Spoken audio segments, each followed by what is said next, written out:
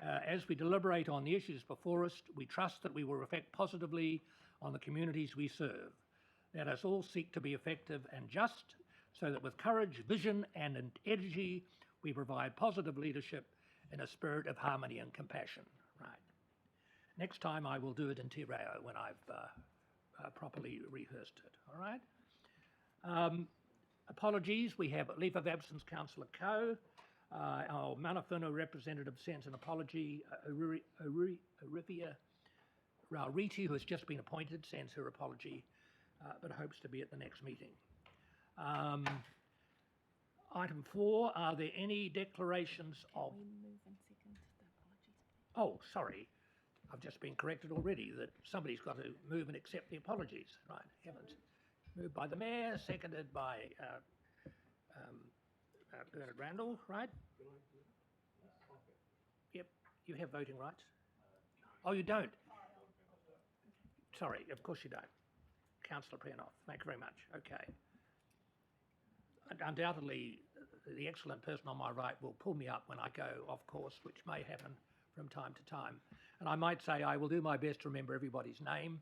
I think I've met all councillors bar one, I think. And the staff, I've met them all, but to ask me to remember everybody's name at this first meeting is asking a bit much, so so bear with me, all right? It will be acquired over time, all right? Item number 4, are there any declarations of interest from members relating to items on the agenda? There are none, noted that there are none, all right? Public speaking time, there are no members of the public registered to attend. Are there any members of the public here who would? It appears there are not. So we note that there are none here and none are registered to speak. Item number 6, requests for leave of absence. Any at all? No. Councillor Coe has already got leave of absence. Are there any matters of urgent nature that any member wishes to raise now? But although hopefully this would have been communicated at the start of the meeting. But let's see. Anything? There is not? Gosh, this is quite easy so far. Thank you. Okay. Okay, we've noted that. Now we're at item 7, updates. There are no updates. It's getting easier all the time. Right. Item number 8, we move to the reports. By the way, I should say at the start that I don't know how long this meeting will last, but I do propose a break for a bit of a leg stretch around about 11. I think it would be nice to break the bulk of the business before we have a break. We are due to finish by 12:30. We may finish before that, depending upon progress, but we certainly will not finish later than that, as far as I'm concerned. Right? Okay, item 8.1 is from the Chief Executive. It can be taken as read, but I will invite the Chief Executive to say something if he wishes to. We have had a preparatory meeting. I'll just make a quick comment. We have had a preparatory meeting yesterday going over the agenda, and we note, of course, that the 4 key issues that are referred to by the Chief Executive are already incorporated in other parts of the agenda and certainly in other documents. But I will ask Darren if he wants to make any particular comment on this, anything you would particularly like to highlight for members. Thank you. Morning, everyone.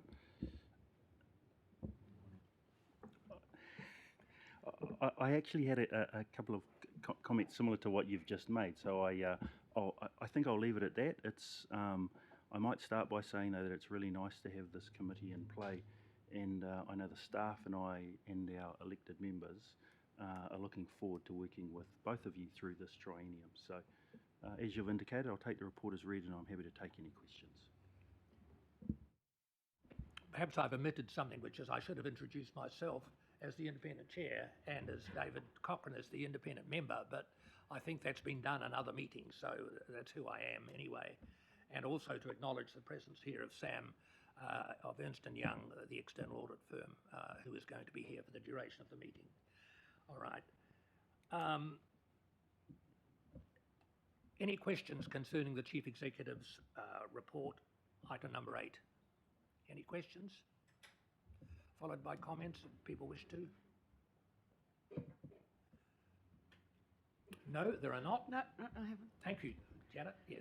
I think we should have one question. The staff vacancies, are we worse off than other councils in that regard with our proximity to Wellington, or are we reflecting kind of a national trend? Do you know?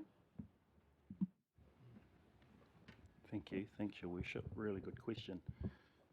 It's something that as the Region C collective, we discuss quite regularly.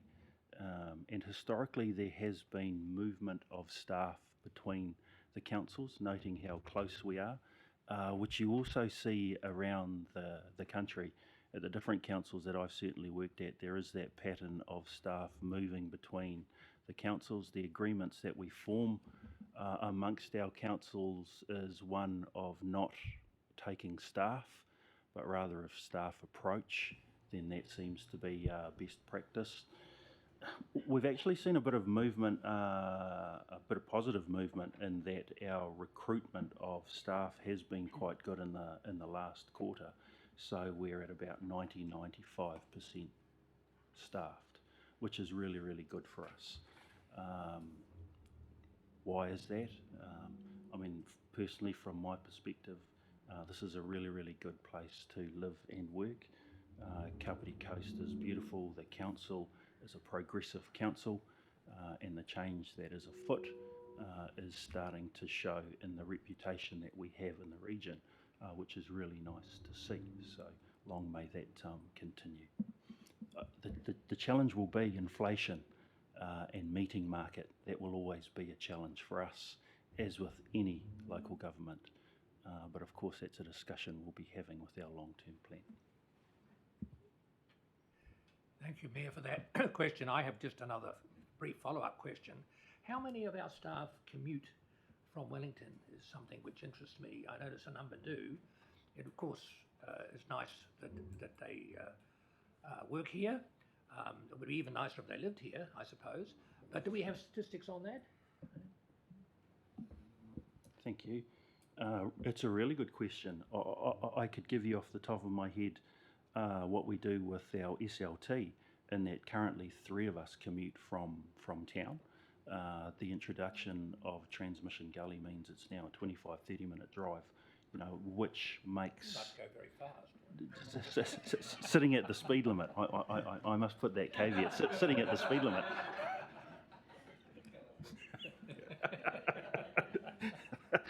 Which makes working here even more favourable. But as far as we're funded to 420 staff.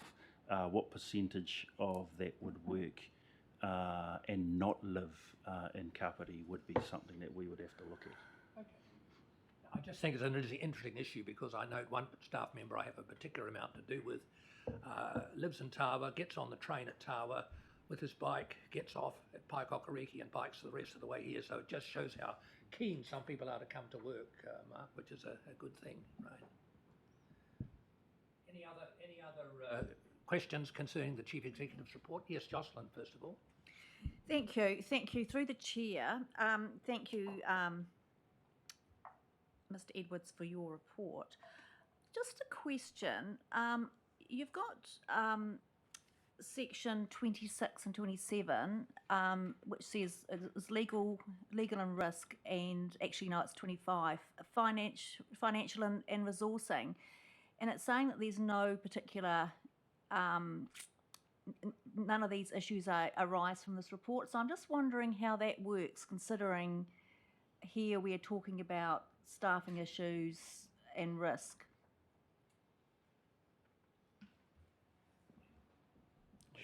Sure. Thank you. Thanks for the question.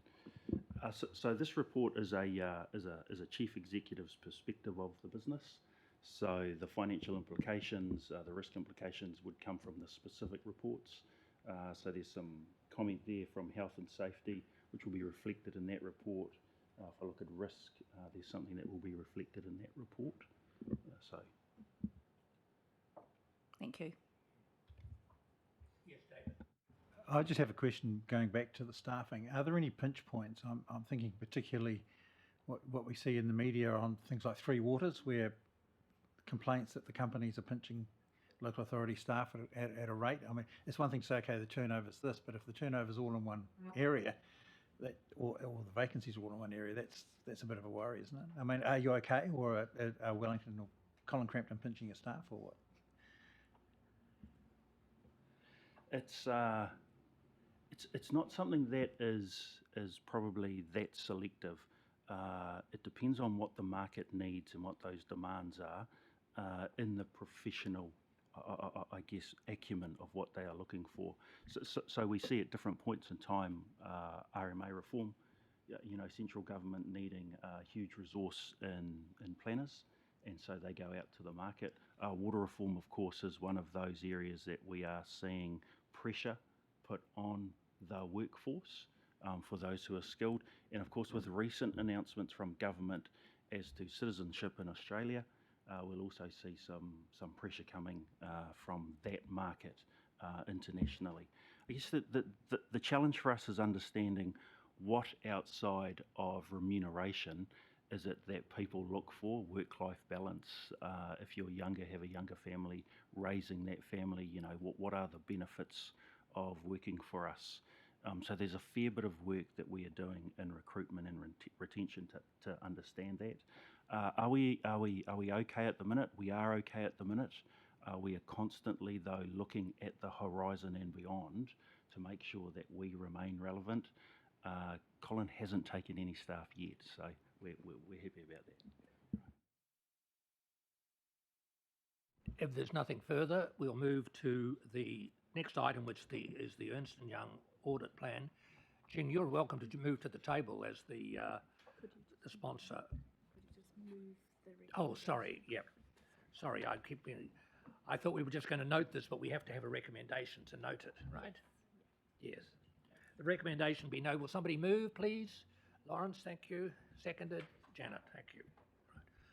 By the way, I use first names all the time because that's easier to remember. There is this other person who's referred to in this morning's press, recently deceased, who called everybody darling, and she said that was because she couldn't remember people's names. It was much easier.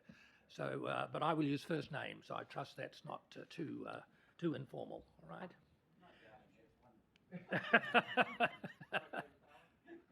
Sorry. No, actually, that comes out of Blackadder, remember? Yes, it does. It comes out of Blackadder. For those of you who are aficionados of Blackadder, that's all right. Order. That's enough frivolity. We now get down to business, which is now a discussion that motion has been passed. We now get down to the audit plan. Jing, you're welcome to come to the table as the person responsible for this as Chief Financial Officer, but I'm very pleased to welcome Sam, our external auditor, here for the first time, an audit partner of Ernst Young, and following Ernst Young's policy of rotating auditors over a period of time, he is now our external auditor. We have a busy program ahead of us. The plan is set out here in some detail. I don't know the extent to which you've had time to read it all, but I would just encourage you to perhaps focus particularly on page 13. Very good the way all these pages are numbered, the number of times I get documents with no numbers on it or no author, and this is very, very professionally done. I know exactly who did it and when and what it's about. Anyway, page 13 seems to me to be the starting point for the discussion, but I want to invite Mark to address this item and give an outline of what's in this and why, right? Sorry, Sam, I beg your pardon. Thank you, Chair, and good morning, everyone. As David said, I'm Sam Nicole. I'm a partner from Ernst Young in Wellington, succeeding my colleague David Borry, and pleased to be here on behalf of the Auditor General as the Auditor of the Council. Within the papers, we have our audit plan. So the Auditor General is the auditor of the annual report of Council, covering its financial activities embodied in its financial statements and the Council's performance, including reporting on measures set out in its long-term plan for the relevant year. So for the year ending 30 June 2023, we've outlined the key areas of focus for our audit plan, and I'll talk shortly through the summary on page 13 ahead of taking any questions from members. But also, in addition to auditing the annual report, Council does a long-term plan every 3 years, and we have a role in auditing that as well, as the two intersect, again, on behalf of the Auditor General. So page 13 outlines that we have 6 areas of focus. There are 2 which we consider high risk, one being infrastructure assets. The Council's balance sheet's dominated by the assets it holds and requires a significant level of long-term planning. The financial statements include periodic revaluation of these assets, which is a matter of judgment. Council uses external valuation experts to do that, but in auditing judgments, there's significant work involved in a range of answers, and in addition to those judgments, the level of spend the Council has, both in an annual period and over multi-years, is very relevant to both its service delivery but also the financial means of the Council. So that's why that is a high area of focus. And the primary funding mechanism for councils, as you know, is rates. So our work focuses on seeing that the rate strike is legal, following Council's process, and then considerations around how rates revenue is recognised in the year to which it relates. We also audit the non-financial performance or the service performance of Council. This is really what you do with the money you spend and the level of service you provide to your community. We don't audit all elements reported in the annual report. We identify those we consider to be of the greatest risk or significance and focus our attention on those, ultimately to form a view of whether Council has fairly reported its performance for the period. The balance of the areas of focus relate to other items that reflect Council's sort of primary activities, expenditure including procurement and tendering, how it comes to purchase the services and goods that it consumes and delivering for its community, and how it selects the providers in doing so, debt through the LGFA and derivatives to hedge interest rate risk, which are an important element of Council's funding, and revenues from grant and subsidies, other sources of revenue where Council might have certain undertakings and obviously separate from its rating revenue. The paper goes on to sort of provide more colour in each of these areas and we'll address those with questions. The other couple of elements on the main page, our planning materiality, so the quantitative measure in which we determine the significance of something to our work, that's set in an aggregate level at 2.5% of the operating expenditure of Council in a given year, and we set a de minimis threshold of around 130,000, over which if we have differences we accumulate and report those. The bottom left of page 13 notes that our audit fee is ongoing. The Auditor General sets the audit fees for all public entities and has a process to review our proposal, seek input from Council and ultimately ratify the fee. So that's underway and we'll work to expedite concluding that as quickly as possible.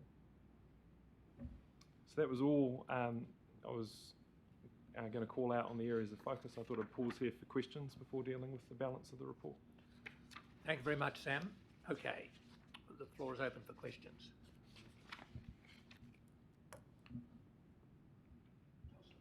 Yeah, thank you. Through the chair, thank you, Sam, for giving us a summary of your report. You mentioned that, so this is mainly on the financial auditing side of things, and you did mention that the non-financial auditing occurs, and that's actually reported. So you're saying this is reported in our annual reports? Yep, that's right. So, in terms, if through this committee it was identified that there were some areas in the non-financial activities of Council, how would they be addressed? How would they be addressed in more detail? What if drilling down into particular areas? Can you give me an example? Or compliance, for example. So basically meeting the rules that have been set.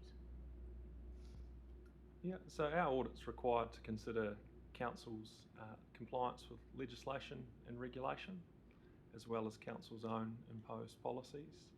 Not all compliance elements are equal, but our focus is understanding the systems and processes Council has in place to identify and address non-compliance. doing procedures to become aware of where that non-compliance might exist, and then considering the possible consequences of that. Okay, and so if so I can't remember in those reports how much detail was gone into there, but so how much detail do you go into? In our reporting or in our Yes. work? Well, and I suppose in your reporting that we get to see. Look, it's horses for courses. If there was a matter that was of significance or we had a difference of views, that would likely be called out in our report, but there might be items that we identify and risk assess of being lesser consequence to our task of auditing the annual report of council, and so they may not be called out in our reporting. Thank you. Perhaps the chair could just add something in the form of a sort of a question. I mean, when one looks at the annual report, the amount of detail in the annual report is vast. There is mercifully a summary report, but even that's pretty long. And this is something that all councils are faced with in terms of meeting the reporting requirements required by the Local Government Act and other pieces. But I mean, it is accepted that there is a sort of a standard suite of performance measures you would find across many councils, right? And in fact, the Auditor General has a best practice guide as to how you develop performance measures. But it would be true to say that you're obviously concerned with accuracy of the reporting. You could be concerned, would you not, with the appropriateness of some indicators. If you thought some indicator was not measuring the right thing, you might indicate that. But in your last audit report, you referred to inaccuracies in terms of recording response times in certain areas. So, I mean, your role there would be to draw an attention to cases where the data is not correct in your view, or possibly where performance indicators are not appropriate. I don't think you go so far as to say performance in this area was bad, as shown by this indicator. It's really is not as judgmental as that in terms of your audit role. I think that's a good summary. Council tells its own performance story, and our work focuses on whether that's an accurate representation to the extent it's material. But there's a question from Mark. Where is he? He's online, isn't he? Mark, hello. We can see you in a small square, Mark, but it's nice to see you anyway, right? Can you unmute? Good morning, everyone. Sorry I can't be there physically today. Look, I just wanted to add just a little thing that the Ernst Young actually produced two separate reports. So once they've actually finished their work on our year-end audit, we get what's called the closeout report, and in there they detail all their findings. So there's transparency and visibility. And most importantly, it also details what management's response to those were. The second report is what's called the Report on Control Findings, which the chair has just talked about. So that's a separate report, and in there is the so what. So we've got 5 outstanding points, and this is a regular report that comes to the committee. So where we track our progress. So EY rate the findings either high, moderate, or low. And attached to that is timeframes with which we need to address them. So the matters that EY identify through their audit work, it is formally captured in 2 reports, and regular progress updates are provided to the committee to give assurance that we are addressing them. Thank you. Thank you, Mark. Are there any other questions or comments? Yes, Lawrence. Thanks, Sam, for this. I just want to ask a question in regards to probably the number one thing that you're looking at, which is our infrastructure assets.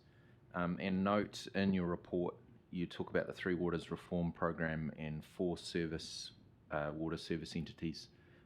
There have been some changes to this whole process, and there probably needs to be updated. But my question is, how much guidance through the audit process do you give our staff in regards to what our planning needs to be moving forward for 3 waters reform from an Auditor General and an audit perspective? E.g., do we need to be, like for an example, do we need to be planning for the removal of those assets and putting that in play in our long-term plans as we move forward? Is that a clear question? Yeah. No, look, Thank you for the question. We're an opportunity to interface with activities that happen centrally across the affected local authorities under the remit of the Auditor General and communicate with management as to what we're seeing and hearing from that. Likewise, management has its own interfaces, but look, not having a crystal ball as we sit here today, there's clear signals that there are changes coming and that will need to be reflected in the long-term plan. One practical challenge for all local authorities is what does the next long-term planning process look like and how does it work? And with the election later in the year, there's some additional uncertainty in that regard, but the reality is we all need to move forward. We might need a range of pathways to address that uncertainty in the near term, but we have a role in ensuring that when we get to June 2024 that we've worked with Council and fulfilled our role to complete the long-term plan process on time, and engaging with management is an important part of that. Great, thank you. David, you have a call. Yeah, thank you. Can I take you to page 14 and infrastructure assets still? And in the first column it says the council will perform a full revaluation for its water, wastewater and stormwater. That's fine. And a desktop valuation for its 3 water assets. Isn't that the same thing twice in different? I mean, what's the answer? You're correct. So I think it's a full revaluation of the non-3 waters assets and a desktop revaluation of the 3 waters assets this year.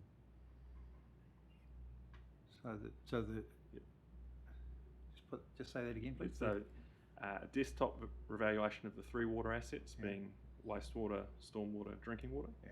Yeah, and the balance of the council's assets subject to revaluation will be revalued in full. Okay, so those words should come out of Yeah. that about full review. Okay, thanks. Apologies for that. Yeah, that's right. Just another sort of question from me also. I mean, when one looks at this plan, Sam, if we look on page 15, we'll see that 3 waters assets total nearly 400 million of the total there. So they're obviously very substantial, but your work program is focused mainly on the valuation and reporting of those level of assets, right? That would be a fair comment. You're not our advisor on 3 waters in a sense as to whether we should support it or not, but we do need to have good information on assets in order to form that particular policy, all right? But I just want to get it clear that as I see it, you are not our advisor on 3 water strategy. Correct. We're your independent auditor of your financial statements, and 3 waters are a material component of your infrastructure assets. There are other components as well. Hello, Bart. You're on again.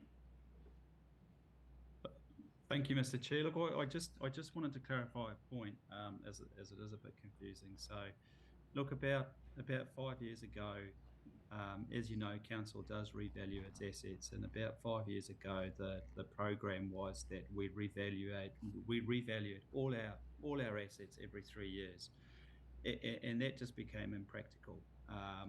It's a huge task. So what we did is we actually joined up with Porua City Council. As an individual council, we were quite small and unattractive to the big name valuers. So we actually teamed up with Porua City Council, and we replicated the same revaluation program that they did, whereby we revalue some of our assets every single year. We have an annual cycle, but we don't revalue all the assets. So what happened is, last financial year, we did a full and detailed revaluation of the 3 waters assets.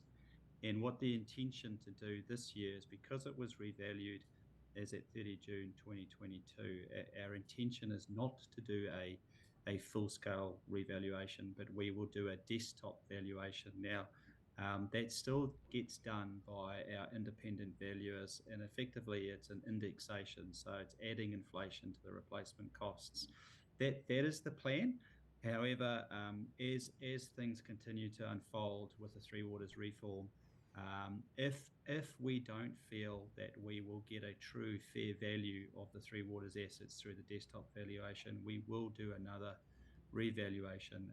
This year we are doing a full revaluation of our roads, as well as our land and buildings, which is a significant task. So Sam's report is correct. We will be doing a desktop valuation of the 3 waters assets, but if we feel, with further discussion with Sam and the team, that we need to, given the significance, we will do a full valuation. But at this point, we are not. We're just doing a desktop valuation. Thank you. another question from me. Have you I presume you've got some record of what amount of time you would spend dealing with non-financial data in your audit work as opposed to the strictly financial data? Or is that a silly question? Not offhand, sorry. Yeah. Apologies. So I don't have that information offhand, but it's a material portion of our work. The scope differs from non-public entities where you do that, so we could quantify it for you if you like. No, you've indicated that it's a significant part of your audit work, as the non-financial reporting is a very significant part of the annual report. Yeah. Right. Oh, sorry, I can't see. Oh, Martin. Okay. Through the chair, mine's more just wanted to clarify something. On page 16, it might be more of a question for Mark maybe. You've got a graph there, it's got a yellow bar on it. It's general rates, targeted rates, and it's got internal rates and rates remitted. I was just wanting a little bit of clarity around what that entails. And I just noticed there was a $1.2 million difference between the last 2 years. What might have happened to, I'm just curious to know why there's such a deficit.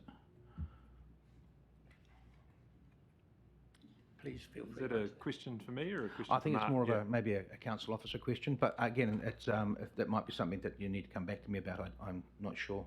Sorry, are you asking, Martin, what are internal rates? Well, there's a line there that says internal rates and rates remitted. I'm just curious to what that means, what it covers as such. And there's a $1.2 million difference between the 2 years totals, which to me is quite significant.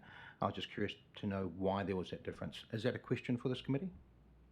It's a fair question. This is an item that's been reported to us in the document. I don't know who can answer it. Yeah, I can certainly try. Thank you, Councillor. So look, internal rates are council is not immune to paying rates on its own properties. So we pay rates. We own the properties, and under legislation we rate ourselves. So that is an expense. So we classify that as internal rates. So that'll be for our land, for our buildings. So all the properties that we own, we actually pay rates on those as well. So that's internal rates. And then the rates remissions, so that there's a number of things there. So it's the central government rebates, which we help our community, as well as the remissions. And one of the big items that we remit is about $300,000 worth of rates, and that's for people. It's called rates assistance, but it used to be deemed financial hardship. So the team's very proactive on that. So we do remit around about $300,000 a year for financial hardship. We also have there's 9 parts to our rates remission policy. So the most recent one was cultural land or significant land, and then central government rebates and our internal rates. So that $1.2 million out of a total rates take of $90 million is correct. And I think also the council's rates remissions policy is in fact on the rates bill which we get, if I recall correctly, and certainly would be on the council's website as to who may qualify for remission. Yeah. Oh, look, my question actually, part of the question was the $1.2 million difference between the 2 years. Why would that be? That just seems percentage-wise quite a large variation between those two figures. Mark, would you like to take that on notice? I think that's probably a matter of that's detail cool. you can't respond to now, but take it on. Yes, certainly. Yeah. Yep, certainly, Mr. Chair. Okay, your question noted, Mark. All right. Anything further at all on the rest of the 6 key areas of the proposed of the proposed rating agenda? Right. The rates work? Okay, in that case, will somebody move that this report be noted or received, Actually- which is the correct wording? Be received and noted. Would somebody move that? Jocelyn? I actually have sorry. a further question. Sorry, sure. So apologies for when I asked my question before. I only asked questions for the areas that Stan had actually spoken to. I thought he was actually going to continue with making some comments to the rest of the report. So I actually did have a couple more questions. One of the questions that actually Councillor Halliday brought up in relation to page 16, what percentage of rates that are due are actually paid or not paid is a better question. That sounds like a question for me, Councillor. So yes. our collection rate in terms of our rates.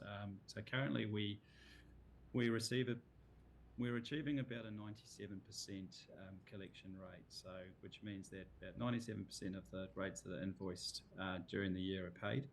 And for the 3% that aren't, we have ways and means of collecting that. So the team work very hard.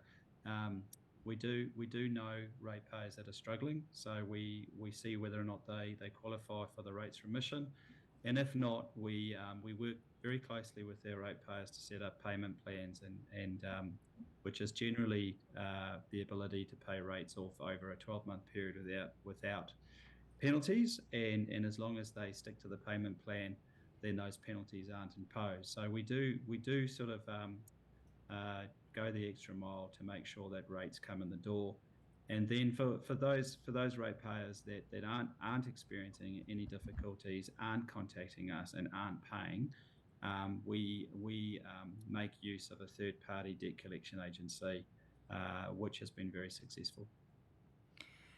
Thank you, Mr. Haas. That's actually very, very good to hear.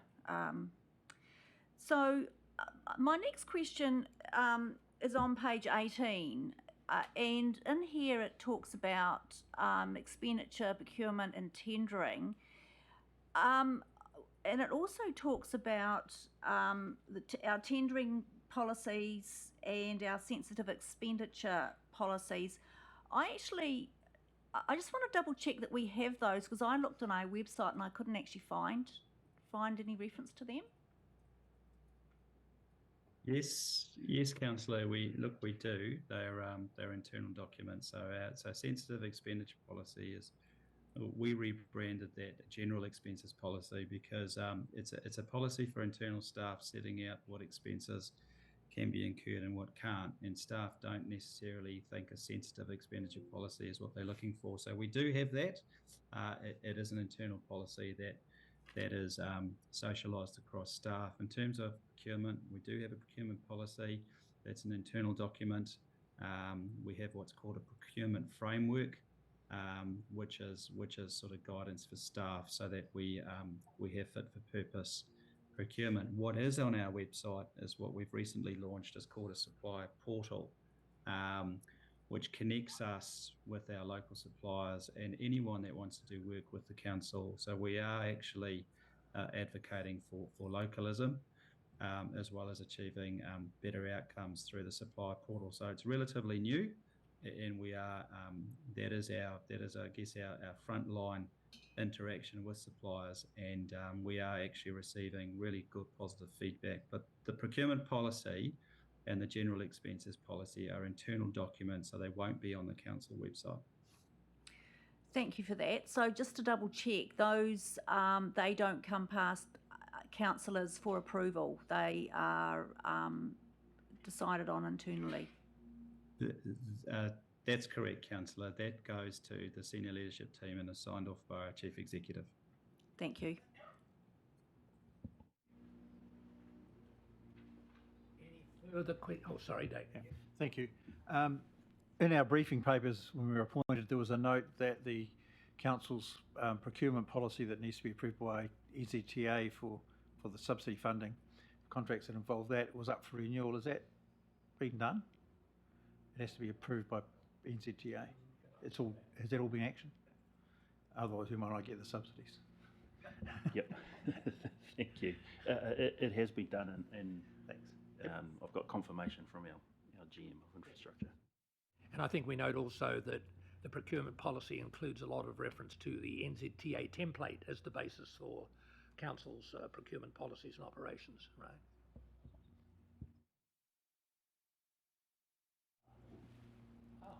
Excuse me, Chair. So if I just Sure, Sam, yes. use page 24 to round it out, we provide an overall timeline for our audit. So we're obviously at the presentation of our audit plan in May, with balance date being 30 June. Our work scheduled to report back to this committee at its September meeting, ahead of Council adopting the final annual report in its late October meeting. There's a statutory deadline for local authorities that requires it to be complete by 31 October, and this plan is designed to achieve that. Thank you, Sam. So please be warned, looking at our future meeting program, that September's the big month with a really difficult, long meeting to go through the audit, the annual report, and Sam's comments thereon, all right? But I'm sure you're looking forward to the 23rd of September, which is the big day in terms of where the rubber hits the road on the financial and non-financial reporting, right? Anything further? Thank you. We'll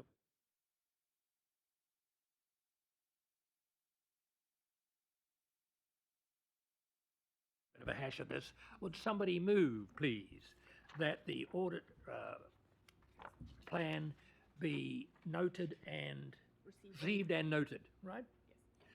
Yes. Somebody, Lawrence, thank you, and Jocelyn, thank you very much. Okay. In favour, I want to know, carried, right? Is that done correctly? Everyone in favour. Yes. Everyone in favour, yes, unanimous. Right, aye, thank you, okay. Right, okay, now we have the health and safety report. Diane is absent, I think, because of illness, so Mark is available to speak to this. We have had various briefings on this issue. I think last week there was a meeting, in fact, specifically on this, which at least some councillors were present at. So I'll take the report as read, but let's see what questions there are. There are also, of course, as you note, because of the time lapse since the previous meeting of the previous committee, the last meeting of the previous audit and risk committee, as it was, there are 3 quarterly reports as well, which update progress on things.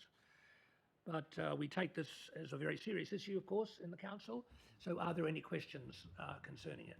Yes. Sure. Oh, Janet, sorry. Oh. Oh, Cam, you're first, right? Oh, It's the mayor, right? okay, it's me. I'm up. So paragraph, I did actually ask this offline, but I haven't had a response. So paragraph 2, it describes the health and safety report going to council as a one-off interim measure. I have actually requested that subsequent to the reports coming to this committee, that they are appended to council agendas as a noting document. I'm just wondering, is that what's going to be happening? Darren, yeah. Thank you, Your Worship. I discussed this earlier with Diane, so that is the process that we will continue with going forward. Right, so the one-off interim measure was approving it, but it will be noted at council meetings in the future. Yep. Thanks. Cam, the floor is yours, right? Yep, through you, Mr. Chair, thank you for that. Just in reading the reports, because there's a couple of them there, it's notable that the aggressive behaviour towards council staff is a continuing problem through those different time periods. With my Otaki Community Board hat on, I'd like to actually, and not necessarily have it answered here, I'd like to actually know whether that is a significant problem for the council staff within the Otaki area, and therefore whether the Otaki Community Board can actually put the message out to the community that this is not acceptable, to try and, you know, get to some of those people a slightly different way to try and curb some of that aggressive behaviour through whānau or other measures. So I don't necessarily need the question answered here, but maybe if it could be provided, whether it's a significant problem in Otaki, or, you know, is it mainly the Parapara Umu pool or whatever, whether there's a breakdown. Sorry? No, well, you don't have a library. Oh, you got a small one, that's right. Yeah.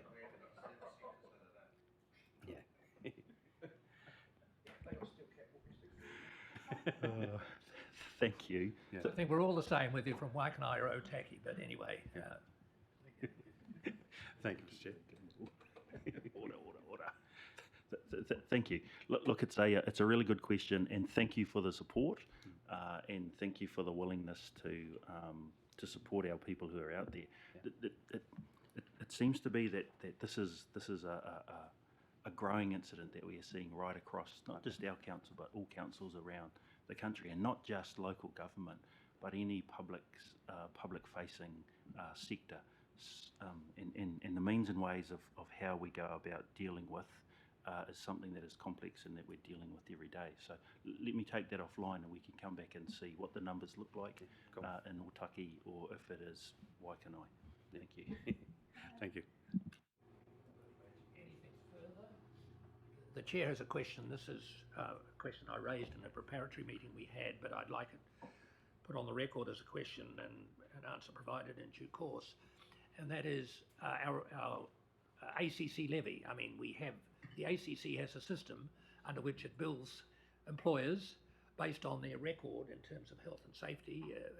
From my recollection, it's a rather complex tick-the-box process type measurement, but quite complex. I'd be curious to know, I mean, there used to be tertiary and intermediate and whatever levels of grading, or if that's the right word. To what extent, what is our annual ACC levy cost, and how is it trending, is my question. I'll just defer to Mark to see if he has that at hand. If not, we can take that offline.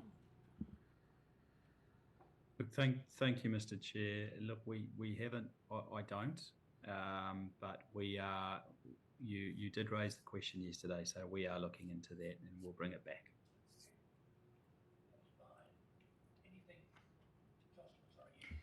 Through the chair, thank you for this report. So on page 34, it talks about emergency evacuations and drills. And it says that first, I've got a couple of questions here. So it says that council has 13 buildings, and in the fourth paragraph it says that there have been 9 trial evacuations. So I suppose I've got 2 questions here, and I actually had this question even before the terrible events that have occurred in Wellington overnight. Are these public buildings, and so when are the other ones? Is there any reason why they all haven't been? These trial evacuations haven't been completed. So it should be sort of a running project, I would imagine.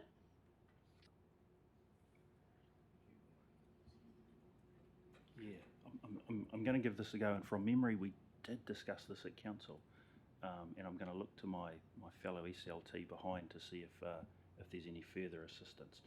It will be a mixture of buildings that are open to the public, buildings like this, and buildings that aren't. We will do, from memory, 6 monthly cycles of evacuation procedures. Reason why we're at 9 and not at the full amount is something that I don't have at hand, but I don't have anything from SLT either, so we can come back to you with what the program of evacuation looks like.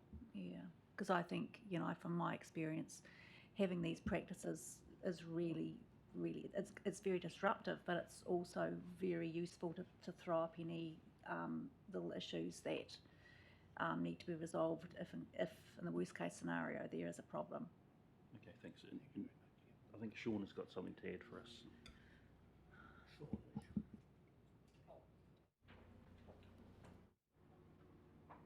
Good morning, Mr. Chair. Yeah, so there's a rolling schedule of those evacuations, and each building is not identical in terms of what's required. So there's some pretty stringent legislation that dictates the type of evacuation and fire procedure that you shall have. And again, yeah, they won't all align to within that certain period. So that is rolling across the district in terms of the council assets. So that's why you don't see the full 11 there. But there's also a difference between what's required for each building as well. Thank you for that response. Thank you.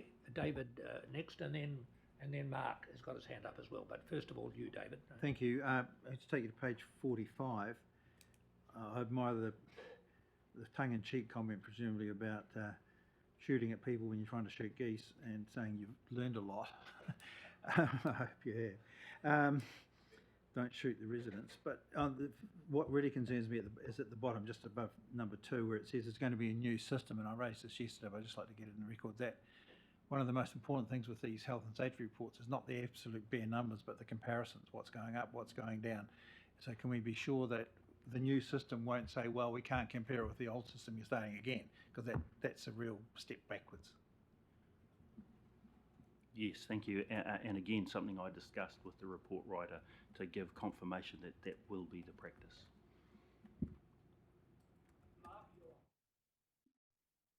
Mark, you're on.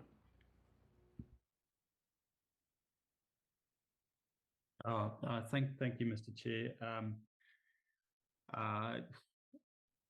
Sorry, I put my hand up. I just had a text from Diane. I think in terms of the report, the 13 buildings, the 2 that don't, is followed up in the second paragraph of the EAC and the Animal Management Centre. So they don't require an evacuation drill because of the occupancy, but they are required to have a procedure for evacuating. So as it actually is in the report. Thank you. Mark, anything further under health and safety? Right. Well, in that case, my stand is that this be noted, received and noted, right? Yes, noted, yep. Yes. Yes, we note, yes, so I move, yes, somebody will kindly move that we note the health and safety report and the quarterly reports attached thereto as well, okay? Someone move that, please. David and Lance, thank you very much. All in favour, say aye. Contrary, no. Carried. Right. Okay. Now we are moving on. Gosh. We're making great progress, team. Great team. Great progress. The quarterly Treasury compliance report, very important. Jing, this is in your hands. You might like to come up to the table for this.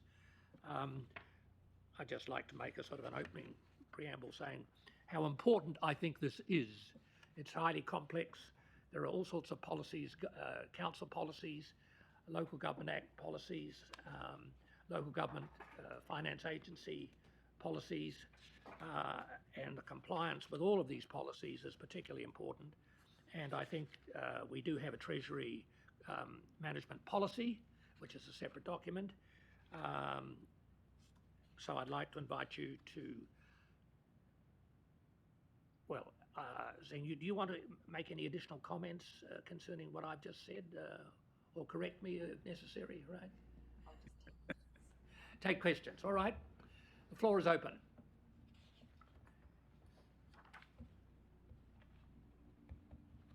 No questions? David? I wonder if we could just ask Mark to briefly give us, the councils would probably would benefit from the explanation we got yesterday about hedging and not hedging, and when you hedge and when you don't. It was very good and very clear, but I think it'd be useful to hear it because the hedging has occurred. You've probably been very well treated by virtue of it, but hedging in the end doesn't reduce your rates in the long term because you can't do anything about that. But Mark, could you just give us basically a summary of what you told us yesterday about what you're hedging, what you're not, why you're not, when you will? That would be helpful, I think. Yes, certainly. So at yesterday's briefing, the question that David put to the table with respect to the hedging, what do I envisage we'll be doing going forward? So the response was as follows. So in terms of Council's Treasury Management Policy, we're required to have a minimum 55% of our total debt hedged. There's also a controlling limit in the policy that says that we cannot hedge more than 100% of our current debt. So between 55 and 100% is what we seek to hedge. We all know that interest rates are going up, and we know that our swap portfolio at the moment is doing what it should. It is hedging us. So we are fending off those high interest rates to the point that the fair valuation of our swap portfolio is yielding an unrealised gain in the order of $9 to $10 million. So the question was, what do I think we'll be doing going forward? So at the moment, we're sitting at about 75% hedged. And we work very closely with our independent treasury advisors called Bancorp. And the combined sense is that the swap market at the moment is still overpriced. The favourable pricing is currently sitting in what's called forward start swap contracts, which we're reluctant to do because effectively what you're doing is you're binding council to an interest rate that's going to start in 1 or 2 years' time. So we are seeing a cooling off in the market. We are seeing headline inflation coming down. The economists are predicting that swap rates and interest rates in 18 to 2 years' time will come down. So at this point, we have no intention of taking any more swap contracts. We are hedged at about 75%. We do feel that the pricing of those swaps will come down. So we'll wait for those swap prices to come down. We're sufficiently hedged where we're protecting the council from rising interest rates. The second reason why we won't enter into any swaps at the moment is because of the Three Waters reform. So potentially, we have been given the green light. The DIA have accepted that about $110 million of our debt relates to the Three Waters, and over a period of time we'll get that back. So that has a significant impact on our hedge, on the notional value of our hedges. So if we go and contract a whole lot of hedges today and then actually get paid for our Three Waters assets, we're going to be breaching our policy. Now, it's very easy to change the policy, but we do not want to be binding council to additional or unnecessary swap contracts. So for now, we will remain as we are. Every single debt issuance we do, we discuss with Bancorp whether we borrow floating, whether we borrow fixed. I see what we'll be doing in the short term is I think we'll be having a closer look at, instead of borrowing floating and then attaching to our swap portfolio, I think we'll be having a closer look at borrowing on fixed term going short. As we are seeing from LGFA, we are seeing the margins go down, and we're seeing in some instances it's actually cheaper to borrow fixed than floating. So I'm pretty comfortable, Bancorp are comfortable with our level of hedging, and that we do believe that market is overpriced still. So we won't commit council to any unnecessary expenditure. The Treasury policy is designed to make sure that we are borrowing at least cost to our ratepayers. Thank you, Mark. Any other questions? Sorry, do you want to respond, Jen? Thank you. Yes. Thank you, Mr. Chair. Just to reiterate to what Mark just said about the hedging. Hedging is about to reduce the risks what we have council faces around the borrowings level we've got. It's very similar to personal mortgage. If you know, lots of people do fix 1 year, 2 years, and you would have seen even the fixed mortgage rates will actually reduce if you do 3 years or 5 years at the moment, because our interest market fluctuates during the year. This is to reduce risk and create a certainty, so it's better for our planning process. The second point is about the water debt that we have agreed with the IA that our water debt is $110 million, which is as at 30 June 2022, and what they'll assess us for the next 2 years, current year, next year, and whatever the go-live date is, they were looking at also further capital expenditure for the Three Waters assets. And to put it into the context, $110 million, as at that time, our net borrowing is $190 million. So out of the 110, it'll be repaid, so we're in a very good position. Thank you. Anything further? Oh, yes, Martin, sorry. Through you, through the chair. Look, so just clarifying with regards to the Three Waters assets, and is any expenditure or borrowing that we're doing from this point forward or from year into 2022, that gets added to that 110, is that correct? Because it should be a fairly clear delineation as such. Yes, that's very clear. Yes. Fantastic. The other thing, it was more of a comment than anything else. Mark, you did an excellent training in the last Triennium at my request around the hedging and all the other bits and pieces around all that, and I was just wondering whether it might be appropriate to have something similar again to help councillors just get their head around those concepts that they may not be familiar with would be much appreciated. Well, through you, Mr. Chair. Look, it wasn't part of the formal induction process, but I know it's been well received by community boards, and absolutely, councillor, we can look to do that a repeat of that training. So it's I guess it's a 101 step through Treasury management as well as our financial statements and understanding the council financials. So absolutely, we can do that. Anything further? I think just in conclusion, I'd just like to thank Jing for this report. I think it's very well written. Very few things are as important to us in our credit rating as the quality of our Treasury management system. We've got a AA rating at the moment and it's stable. It's been improved following latest review by Standard & Poor's. So I just make the point that the quality of the system is really fundamental to the costs of our borrowing. And I just comment that this report is informative and giving us some reassurance that our strategy is sound and that the benchmarks that we have and other requirements are being adhered to. So with that, I will, unless there's anything further, I will formally move that we note the Council's full compliance with its Treasury management policy for the 3 months ended 31st of March 2023. All right. I'll move that, right? Somebody second? Lawrence, thank you. All those in favour say aye, contrary no, that is carried. Thanks very much, Jing. That's very good, very good. Okay, now here's the big one, or it looks like a big one. Let's see if it is a big one. Item number 8, the top 10 organisational risk report. There has been some exposure of this at other meetings of councillors, but it is a very detailed, we have 10 key organisational risks, and if one looks in the paper under each of them, there is a very good, I found this report very easy to follow because it's really got these, sorry to speak at length here, but I just think it's a useful introduction. If you look at the sort of the charts that we've got for each of those risks, you can see that what we're trying to do is to move downwards from the impact of the risk from catastrophic down to minor as far as we can, move down that matrix and then move across the matrix in terms of the likelihood. So that's what risk management is about, and moving in the right direction on both of those. So I will see what questions there is, or do you feel we should have an introduction to it from somebody?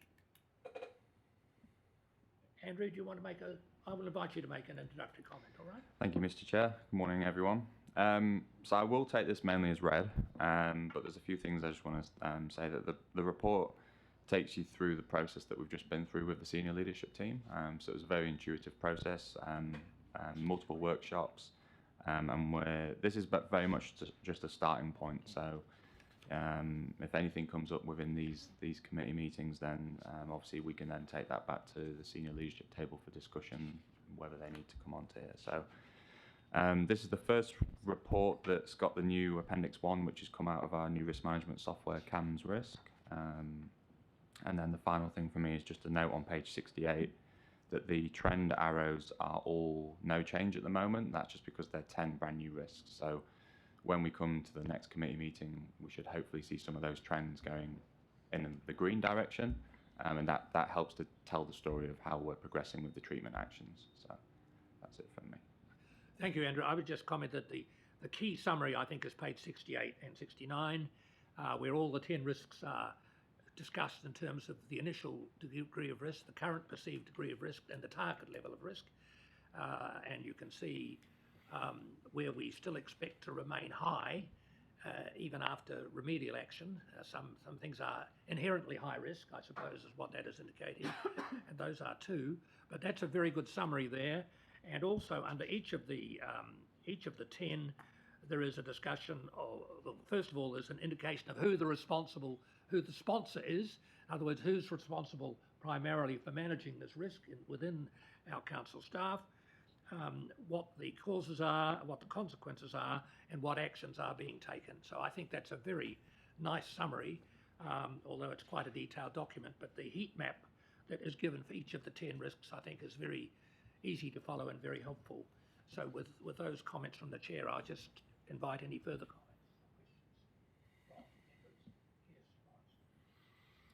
Thank you for this report. I agree with what the chair has said. It's easy to read and understand. Can I just put a question in? The initial risk rating on all of these 10 concerns me somewhat in an existing organisation that's been going for a while, that the initial spot, if I'm reading them correctly, 6 out of the 10 of them are in the catastrophic and almost certain area for an existing organisation. That concerns me a lot as to what risk management had we been implementing prior to this new matrix, etc., or this new way of measuring and the way we've done that. So can you assure me that it is solely related to the fact we've changed systems and that prior to it, it actually wasn't that bad? Because it looks terrible if I look at it from that perception. Yeah, through you, Mr. Chair. So on page 67, where the heat map where they're all plotted, there's 3 definitions. So you've got initial risk rating, current risk rating, target risk rating. The initial risk rating is actually the risk rating with no controls, no treatment. So it's effectively saying this is the risk, and even though we know we have controls and mitigations in place, you still have to rate that risk with nothing. So what's the worst that could happen? So that's not saying that that's where we were. Yeah. It's saying if we didn't have any of this stuff in place, then that would be the result, and it would be pretty much catastrophic. Yeah. Great. Thank you. That's reassuring. I did read that, but it's nice to hear that in person. Thank you. Mark, you have a comment to make or question yet? Look, thank you, Mr. Chair. No, Andrew answered perfectly, so nothing further to add. Right. Janet, yes.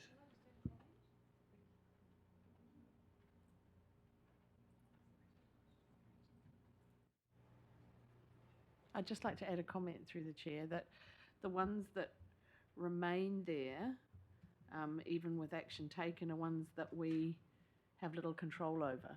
For instance, staff retention, climate change, and what's the other one? Central government reform.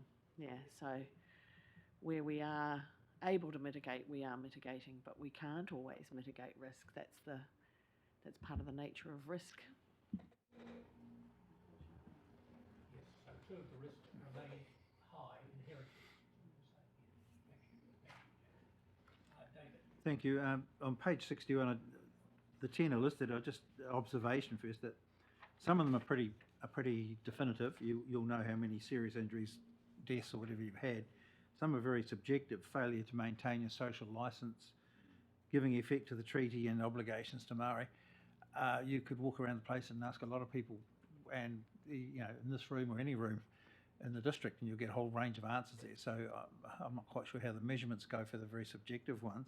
But my real concern is page 68, and this is probably the boring lawyer talking, but Org 5, failure to achieve legislative obligations, which means it's a euphemism for not following the law.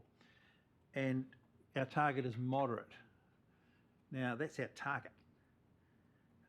How will we feel if the ratepayers, the people, the consent holders, took a moderate approach to the consent conditions and thought, well, yeah, we'll do some of them, but we'll try, but if we don't, we don't. Too bad.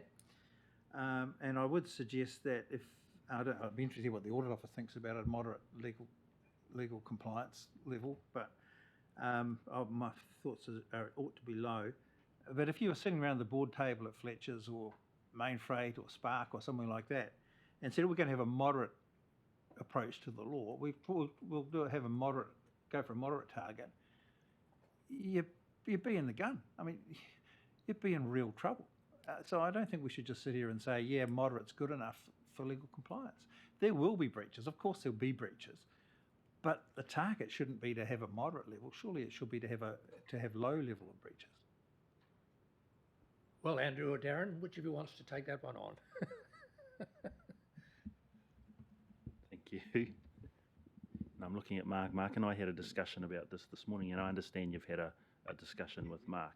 And so picking up on those comments, we'll look to reframe that and bring that back.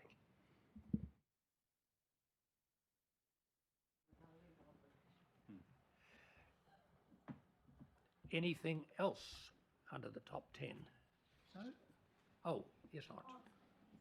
Sorry, I saw Lawrence first, then you, Jocelyn, right? I've already had a go, so Right, let Jocelyn your go. call. Thank you through the chair. Thank you for this report. I really do like the way that it's laid out. It's, you know, they say a picture says 1,000 words, and I think it actually just makes it so much better rather than having to read a lot of detail. But when you do read the detail, there's a couple of things I just want to ask about. So there's actually no time frames from moving from one rating to another. So some of this will be short term, some of it medium, and some long term. I'm just wondering why that hasn't been added into this. Yep, Andrew will ask you. Through you, Mr. Chair. Good question. So these will get reviewed every quarter when they're ready to come to the committee. But another way to look at when you might see the risk level come down is actually looking at the risk treatments, because they do actually have status updates and they do have end dates. So if between this meeting and the next meeting, if we see that there's maybe 3 of the 5 treatments that are due for completion, that's probably going to mean that the risk level will be coming down in the next meeting. So that's one way that you could look at it. Yeah, well, I suppose we can't actually see those dates, and it's about having something to aim for. The dates are in here. So where are they? Sorry, for example, it's So- on page 83. I've got 80. some questions on 83. 83, yep.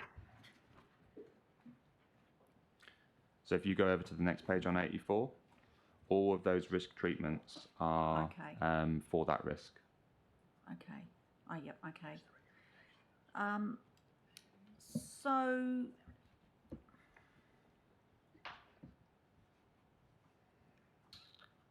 that's good. When you actually do look at page 83, my first question is on the little left-hand side. There's this little risk appetite. Could you explain what that means, please? Through you, Mr. Chair. Yep. So risk appetite is set by our enterprise risk management policy and framework. So effectively at council, any risk that is high or above, so high or extreme, is considered out of appetite. So that's where the senior leadership team and staff will try and bring down those risk levels to an acceptable level. But what you're going to see with these top 10 is that getting them within that appetite level is going to be the challenge, because they are the top 10 risks. Whereas the risk appetite across the rest of the organisation, you'll find that a lot more will be within appetite, because they are, they're being well managed and under control. Okay, thank you for that. So I suppose just focusing on this page again here, you'll see the causes of failure to achieve legislative obligations and the consequences. And I just want to double check that the causes of all this, this list here, is actually being covered by the controls that have been put in place. Like, for example, so you've got those causes there, whether or not they're all being covered in terms of those controls. And I suppose it's not only this one here, but all the other ones as well. Or whether you know that there are gaps, but you can't do everything. It'd be interesting. Like for, yeah. Through you, Mr. Chair, yeah, it's a really, really good point. So you're right, where possible, we have covered them off, but there are gaps, and that's where, because these are 10 new risks, this is a starting point. These will get better as we go to every committee meeting. But yeah, where possible, we've linked a cause and to a control, but there will be some gaps, and we'll look to find solutions to them moving forward. Yeah. So, for example, in the consequences there, you've got I've brought up this compliance before. It's got non-compliance with regulatory and legislative obligations. So, in here, so that would be covered off by breach of policy and procedure, would it? And I suppose it's about whether or not this is actually by council staff or whether it's actually in that consenting process. So there might not be a direct one-to-one. So you're right, that one that you brought up was correct, but then some of the other ones will also help to stop that cause from making the risk happen. So looking at it as a one-to-one maybe isn't the best way to look at the information. Some of them will cut across a lot of the causes, and some of them will be a direct one-to-one. But where there are gaps, we will be looking to add some more controls or some more treatment actions. Okay, thank you. So okay, no, that's fine. Yep, thank you. Thank you. I've got Lawrence and then Mark. Are you still? No. Mark, you're on, right? Thank you. Thank you, Mr. Chair. Look, I just wanted to make a couple of points. First of all, these are not new risks. It's been framed up differently. So in the past, we had a report that was quite wordy, and they were framed up as both strategic and operational risks. So we've completely reassessed those risks and framed them up differently. So it doesn't matter whether they're strategic or operational, they're still risks. And the top 10 for the organisation is what's before you today. So those risks have always been there. They've just been worded slightly differently. But as a committee, it's very important that you are very clear what the top 10 risks are. So that's the first point that I wanted to make. The second point that I also wanted to make is these are top 10 risks that haven't yet happened. So as the report says, the risks is the impact of uncertainty on the stuff that we plan to do. So many organisations fall into the trap where a risk register is not a risk register at all. It's actually an event register. So none of these have actually happened. And what we're seeing is, as we've been reporting these risks for a number of years, and we're seeing our organisation transition to a much more mature organisation in how we deal with risks. So 5 years, 6 years ago, in every single council in the whole country would have a zero appetite for risk. Everything was zero. Couldn't tolerate a thing. But with the environment that we operate in today, particularly with the financial constraints, we cannot afford to have a zero tolerance on risk. So that's why we've assessed the target risks as what they are. Some are high, some are moderate, some are low, some are extreme, and it's using a matrix that I don't think is actually in the report. So risk is assessed on likelihood of occurring, and when it does occur, what the consequence is and what the impact, what's the financial and non-financial loss. So it's really important to realise that none of these things have happened. In terms of the one-to-one link between controls, you're absolutely right, Councillor Provanov. There's not a direct link. But when we've looked at these top 10 risks, we've assessed where are we currently at. So what is the initial level of risk and the current level of risk? What are the controls that we've got placed, and what are the gaps? And that's what that report is highlighting to you. And those gaps are the risk treatments that we're doing. So, but yes, so I just wanted to highlight these aren't 10 new risks that have suddenly been thought of by the exec team. These are the same risks that were in the last triennium and the triennium before that, just presented in a different way. We're a little bit more advanced in the controls that we've got in place. And our objective is to put the controls in place so that if that risk ever eventuates, the consequence is what we think it'll be, and we accept that. Thank you. Thank you. Lawrence, you've still got your... Sorry. So you've got the call. No. No, sorry. Right. Is there anything further on the top 10? Well, in that case, I better find where we note this. What am I doing here? There's a lot of pages to flick through when you're trying to... So I move that we receive and note the report on top 10, right? Seconded by Janet. All in favour say aye. Contrary, no. It's carried. And just to say that I think the comments are that we find this document actually nicely prepared. It's a very helpful document, provides a very useful and understandable framework. So I think we should we all note that. All right. Thank you very much. Okay, next item is report on audit findings, which is progress report regarding audit control findings, page 101.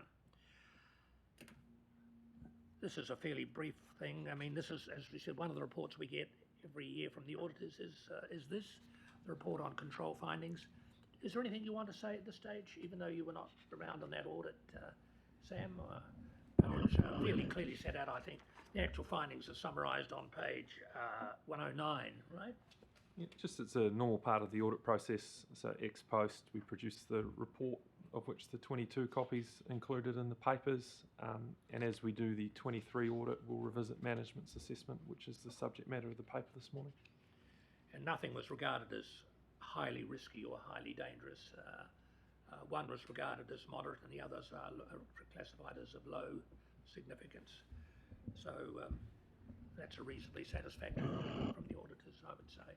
But we will get another one, of course, in respect of 23. But nevertheless, it's something which stays on the agenda for us to keep under review each meeting. Are there any questions on that? If not,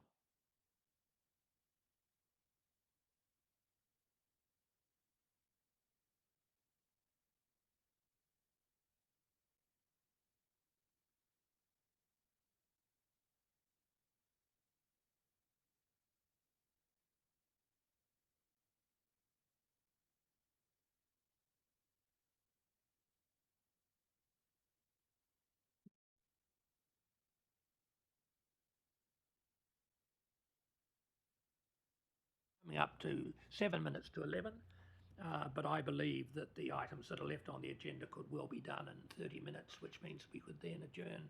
Including public excluded? Including public excluded, yes, absolutely. But I'm in your hand, really. I mean, I propose that we continue. Any objections? Tell me. No objections. We continue. All right. Internal audit, page 116, the internal audit work program is here. Linda, are you going to present? Sharon, I'm sorry. Why have I got Linda there? Okay. Righto, Sharon. Well, we had a discussion on internal audit at an earlier meeting last week, which was, I think, very helpful, and we were given a document which I don't know how many councils have seen that. Was that widely distributed, Sharon? The 11th meeting, the risk and assurance briefing, which included a discussion of the four lines of defence, right? Good morning and thank you. Yes, Mr. Chair, it was shared by the Democracy Services team to the elected members, that those briefing notes. All right. Well, look, we're invited to review or consider the proposed work plan, which is really summarised on page 121.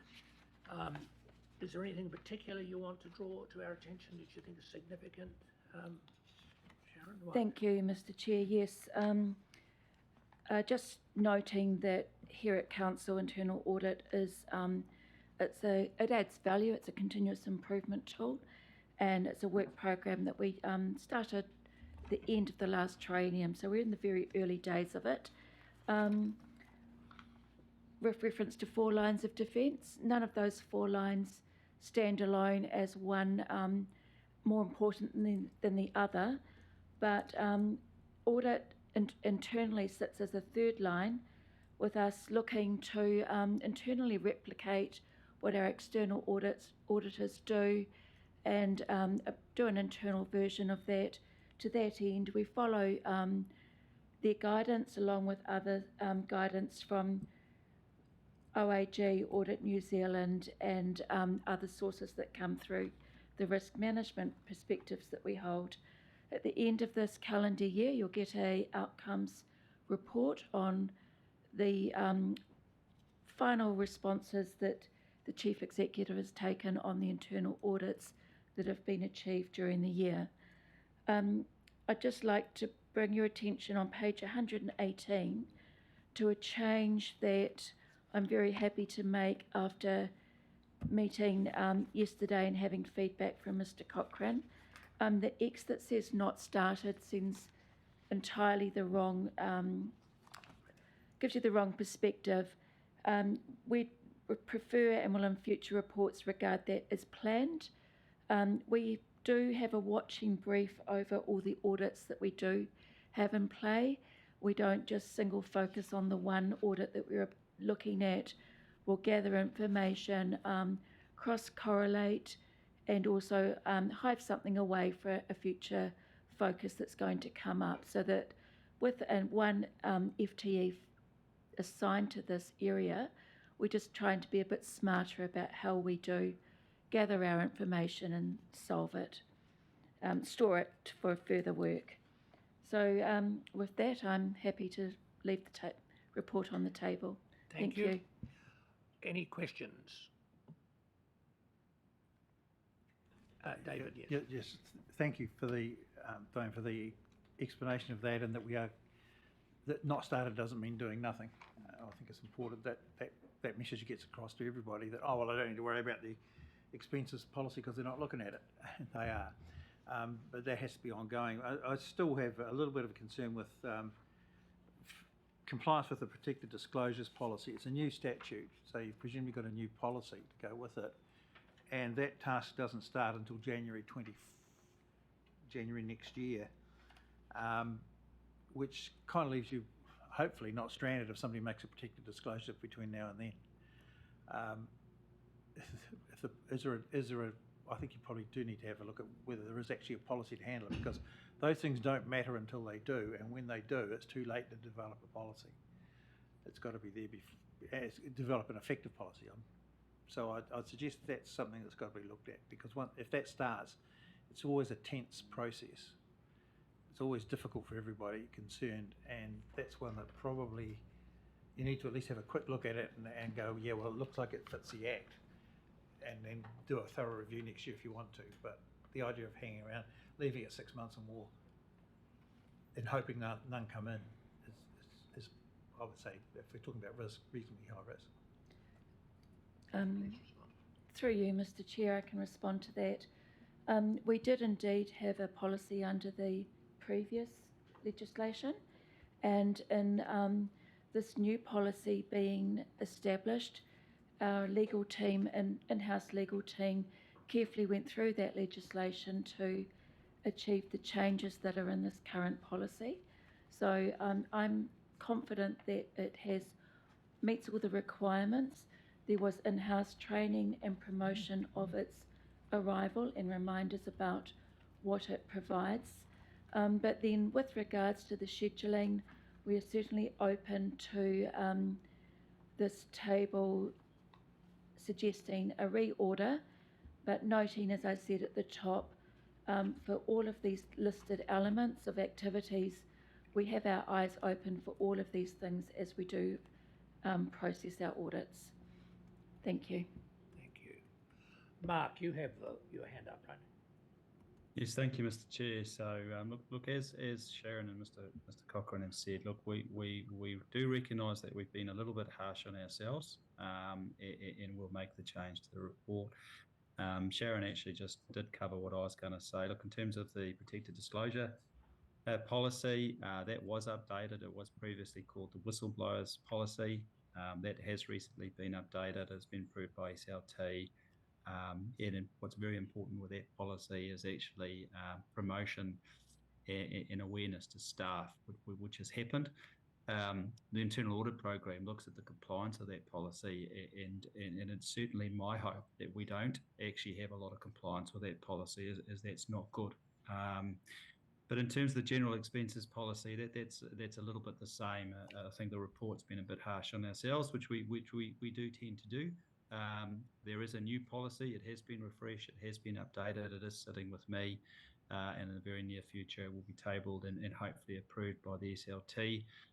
With all our internal policies, it's when these policies are actually updated and refreshed, there's a rollout there's a process. You have to actually notify staff that there's a new policy in place. You have to do some training and upskilling, particularly when we have new staff join the organisation, which we've heard from the Chief Executive over the last quarter. We've had a number of staff join the organisation. So there actually is a lot of work happening in that place, in that space. And actually the internal audit program is actually monitoring the compliance of that policy. So we've taken that feedback on board. It's absolutely right. It's not quite representing where we're at, and it's a little bit unduly harsh and not a good optic. So thank you for that feedback. Thank you. Anything else? I would just make, Bernard. Yeah, I want to follow up from what David Cochrane has said. Last triennium, we had a councillor wrote a letter direct to the Auditor General, and the Mayor asked for a copy of that letter, right? And the councillor refused it under protective disclosure. So I think it's an important area to get our heads around, and I can't see why councillors cannot write letters to government departments separate from a decision made by elected members. Who responds to that? I don't know what maybe the Local Government Act has. Yeah. All right. What do you mean a copy kind of question? Sorry. What? He's just making a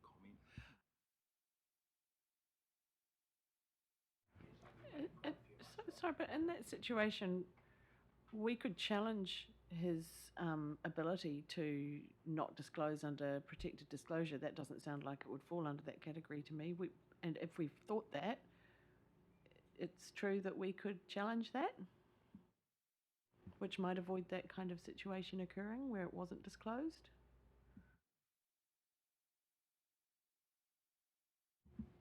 You'd probably want to take some advice before you. That's what I'm trying to do. Your Maybe we suggestion. take it offline because All right. that's an interest. I think Bernie's made an interesting point, and about being transparent within our organisation if we've got issues. It's really important. Right. Concerning the internal audit, I just note on page 121 that sets out the program, the proposed program that we're looking at. The only question or sort of comment I make is we should note, of course, we've only really got one full-time effective internal audit staff member. I have raised the question about minimum desired size of an internal audit union to be effective, and that is an issue which arises with internal audit everywhere. But we have one person, and this is quite an ambitious program. I just note with particular pleasure, in a sense, that some work is going to be done on compliance with the procurement policy framework. This is, I think, a really important area in terms of probity as well as value for money. And I note that we have a procurement manual, we have a procurement guide, and we have procurement policy. So we're really well layered in terms of the aspects of procurement that we cover in our rules, in our own internal rulemaking and management. Mark, you wanted to make a comment or question? Yes, thank you, Mr. Chair. Look, I did want to respond to the observation. We welcome the observation that it is an ambitious internal audit program, and with internal audit, you don't know what you don't know, which is why we have an internal audit function. So, look at this stage. We're proposing that is what the program is. We're seeking the committee's endorsement of that program. We do have one FTE plus Sharon.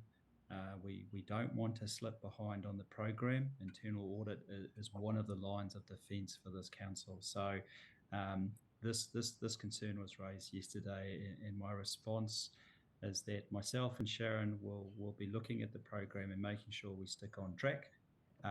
As well as myself and the Chief Executive will address any issues if we do fall behind on that program, because that program is very important to us as it is a line of defence for the council. Thank you, Mark. Any other questions? If there are none, I will. Oh, sorry, Jocelyn, sorry.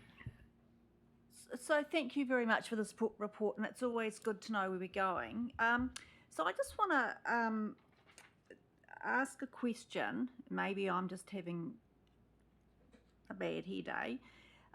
So on page 83 in the report, you know, it talks about the failure to achieve legislative obligations, and so this part of the auditing process, even though this is part of the financial auditing process, so that's included in here. But I see that when it comes to the work program, it's all financial auditing that it's occurring, not some of these non-auditing, non-financial processes that are actually included in the reports that we've received today. But the reports we received today cover all sorts of issues which are related to compliance and non-financial issues, health and safety. We've got all those reports. They come through the committee. That they're not part of the actual audit, but they're part of the work program of the committee to consider all these reports. Yes, the standard reports that we have each quarter. No, yes, I understand that, but I suppose when it comes to our auditing program, they're actually looking at the financial aspects of the council's activities rather than the non-financial activities.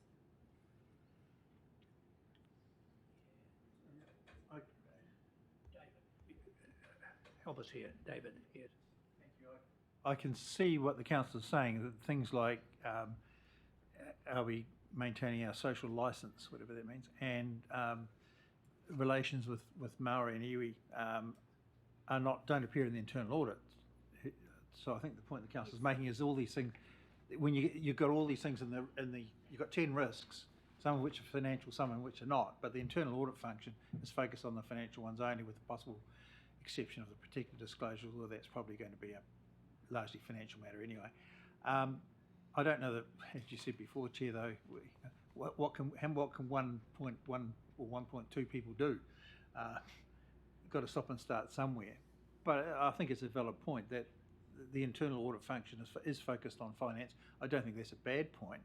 The only question is that's where it should certainly start. It's a question where it should finish, and just how much can you do with the resource you've got. Yes. And I suppose who actually chose these in the first instance? Obviously with the limited resources, as you know, I'm very keenly aware of.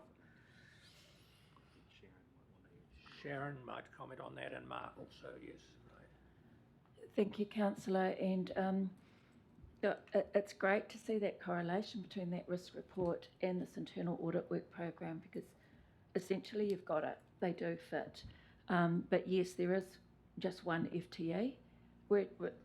It's a team of three, myself, Andrew, who was here, and Linda, who I didn't have a chance earlier to say is on bereavement leave. So I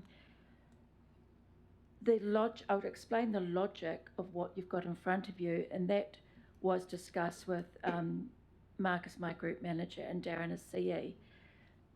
Our policies, our internal policies, don't just sit in isolation. As you could well expect, they're tentacles. They go all out everywhere.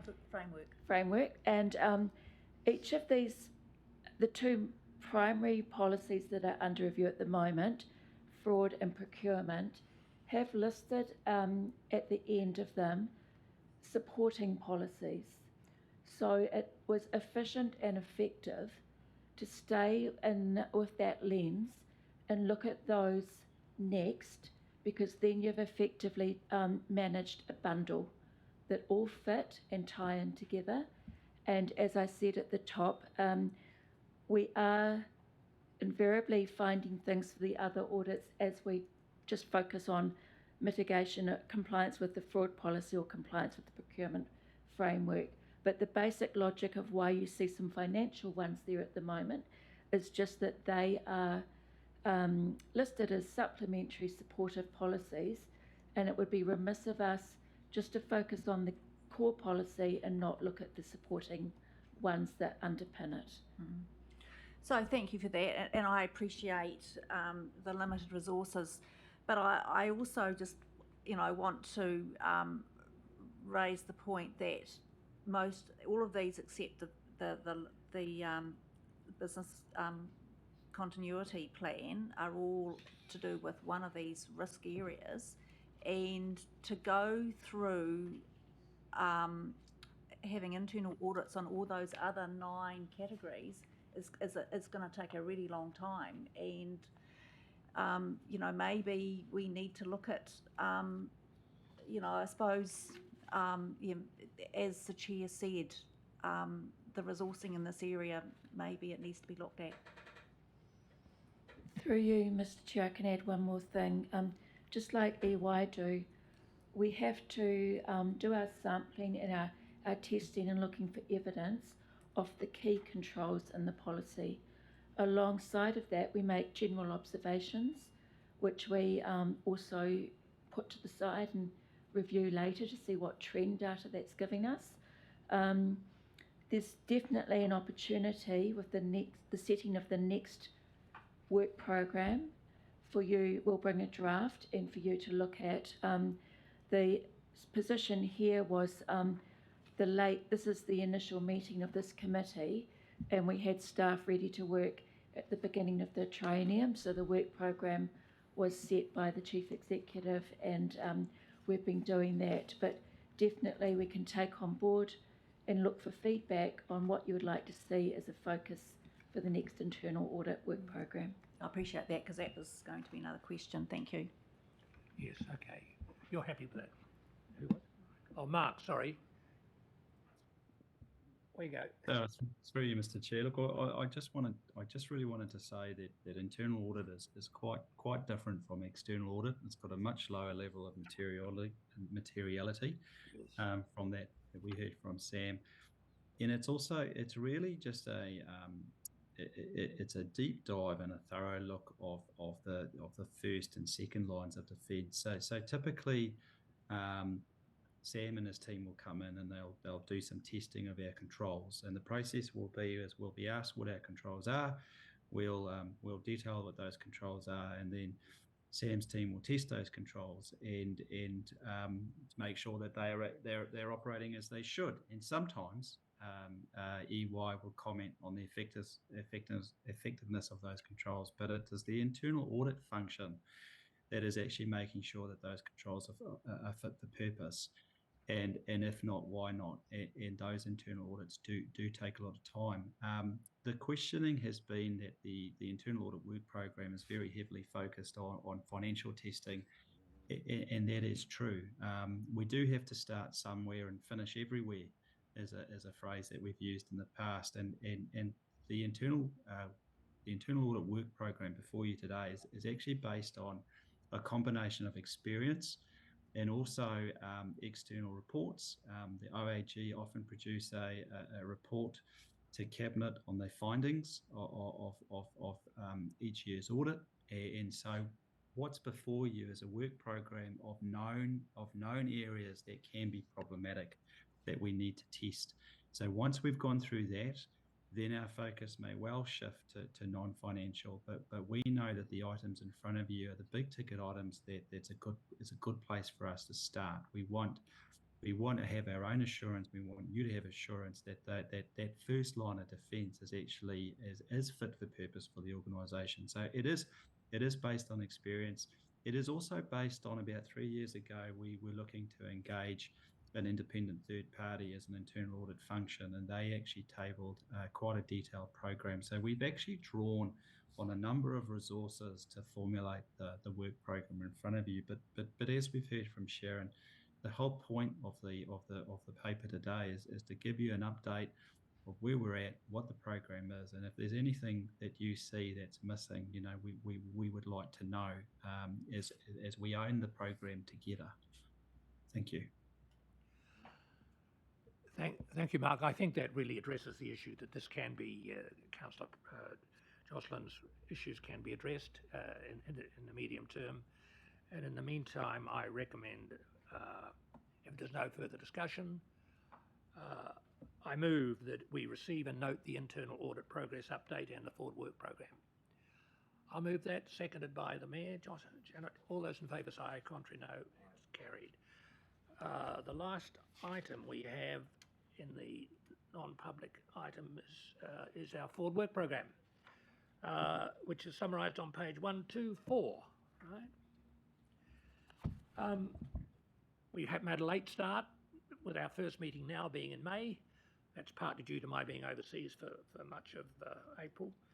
But there it is, 4 meetings, 3 more to go. Some of this is standard. Obviously, we receive the standard quarterly reports as we have today.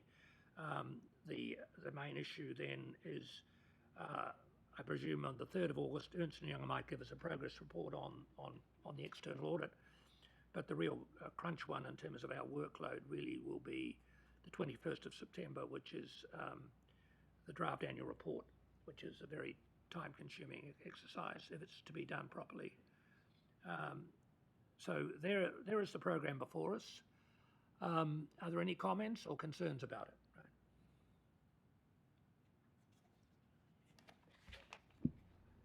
If not, I will move that. Chair, just one Yes. point. Sorry, David. Slight, sort of tangentially related to it. The next meeting's 3 August, which is a reasonable distance away. For things that have come up at this meeting, and I'm thinking in particular of the question from the councillor about the 1.2 million difference in the internal rates and rates remission, and your question about the ACC levy that needs follow-up. Can we just ask that the committee be given an update whenever you can do it? Don't wait till 3rd of August. Thanks for that point. I think it would be useful if the minutes did indicate issues which were asked and where follow-up was indicated, such as even in the medium term, such as the internal work program. So all that should be noted. And I'm sure our excellent support staff will do that. All right. So I move, therefore, that the Risk and Assurance Committee approves its forward work program for the 2023 calendar year as set out in Appendix 1. Well, somebody else could move that, if they're willing to. Lawrence and the Mayor, seconded by the Mayor. All those in favour say aye, contrary no, carried. That concludes our public discussion. Do those who are going to remain for the non-public, do you want to continue now or do you want to take a break? Entirely in your hands. And I'm inviting all community board members who are members to remain for the non-public part. All those who are members of this